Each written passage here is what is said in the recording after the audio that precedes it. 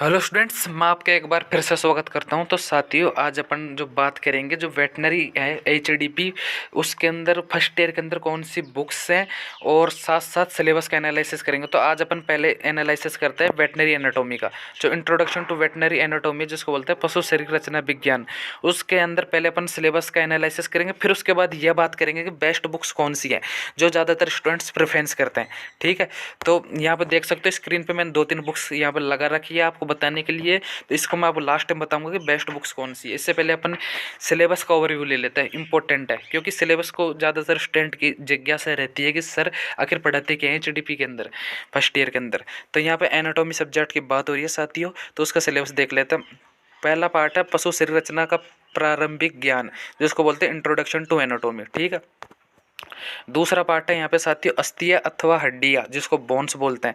तो साथियों मैं आपको एक बात बता दूं कि जो पशु शरीर रचना विज्ञान है, पहला चैप्टर जो अपन ने अपनी प्ले लिस्ट में ऐड भी कर रखा है, आप जाके वहाँ से देख सकते हो, नहीं तो मैं लिंक आपको डिस्क्रिप्शन में अवेलेबल करा दूंगा।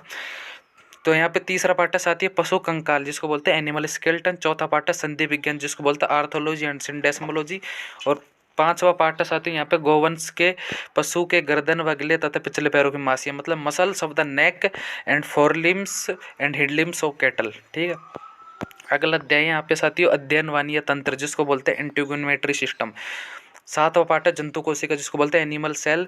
फिर अगला है जंतु उत्तक है, यहाँ पे कोशिका लिख दिया साथियों, जो जंतु उत्तक है जिसको बोलते हैं अपन एनिमल टिश्यू। नौवां पार्ट है यहाँ पे साथियों पाचन तंत्र, जिसको बोलते हैं डाइजेस्टिव सिस्टम। और 10वां पार्ट है सुवसन तंत्र रेस्पिरेशन सिस्टम।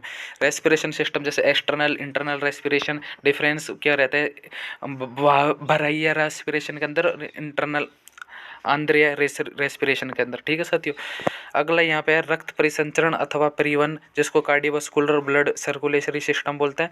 12वां पार्ट है यहाँ पे उत्सर्जन तंत्र, जिसको एक्सक्रेटरी यूरिनरी सिस्टम बोलते हैं।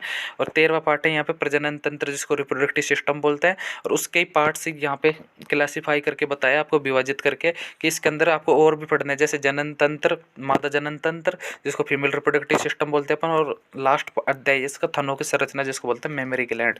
तो यहाँ पर आपने एक बात नोटिस की कि इसके अंदर 50-50% दोनों चीज़ों को वेटेज है। जितना एनाटॉमी पूछा है आपसे 50%, उतना ही आपसे क्या पूछा है बायोलॉजी। तो कह सकते हैं कि एनाटॉमी जो सब्जेक्ट आपका पूरा एनाटॉमी नहीं होकर के क्या है, मिक्सअप बायोलॉजी है, मतलब कॉम्बिनेशन बायोलॉजी का है। जैसे पशु शरीर रचना विज्ञान है ना, संधि विज्ञान जिसको आर्थोलॉजी एंड सिंडेस्मोलॉजी बोलते हैं। ठीक है, और एनिमल स्केलेटन। तो ये ऐसे 5-7 अध्याय है जो एनाटॉमी के है। और जो बाकी बच्चे जो अध्याय है साथियों, जैसे मादा जनन तंत्र है ना, नर जनन तंत्र, उत्सर्जन तंत्र, रक्त परिसंचरण तंत्र, ये बायो की चैप्टर है। जैसे रेस्पिरेशन सिस्टम, श्वसन तंत्र।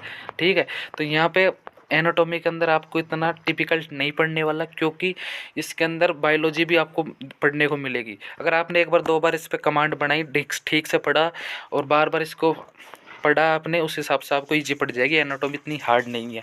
ठीक है, अब बात करते हैं साथियों बुक्स के बारे में। एनाटॉमी की आखिर बुक्स है कौन सी मार्केट के अंदर जो बेस्ट है, बेस्ट से बेस्ट। ठीक है, तो यहाँ पर मैं 3 प्रकार के स्टूडेंट को कैटेगराइज करता हूँ।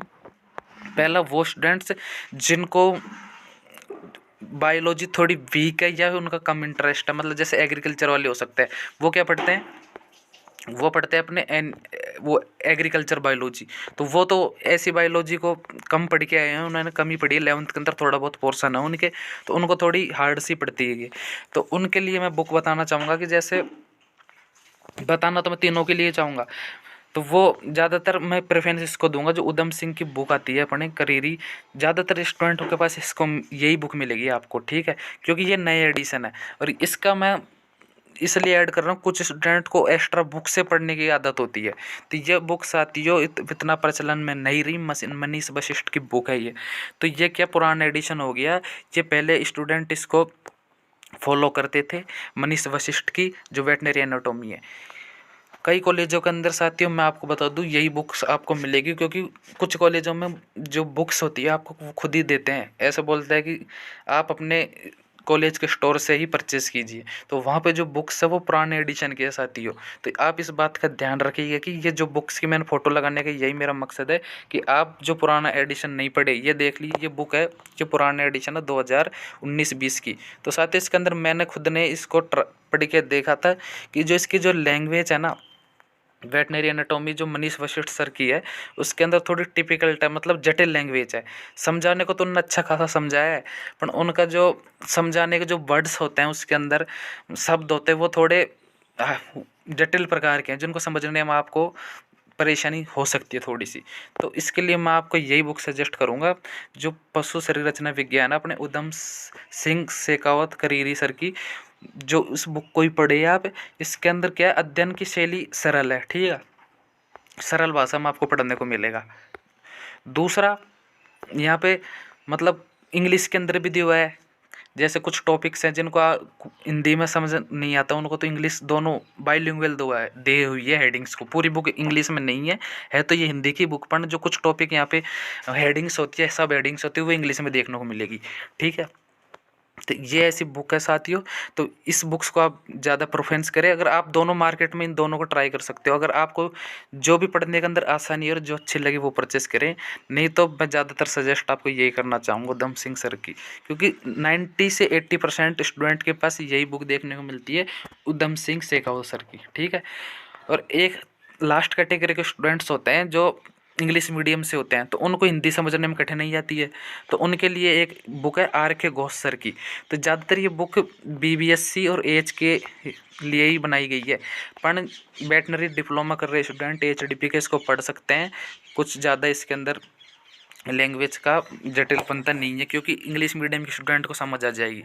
बस थोड़ा मैटर इसके अंदर आपको ज़्यादा मिलेगा, क्योंकि ये AH और BBSC के हिसाब से बनाई गई बुक है ये, पर आपको चैप्टर्स की वही मिलेंगे जो आपको HDP फर्स्ट ईयर के अंदर आप पढ़ोगे ना, वही चैप्टर्स के अंदर मिलेंगे।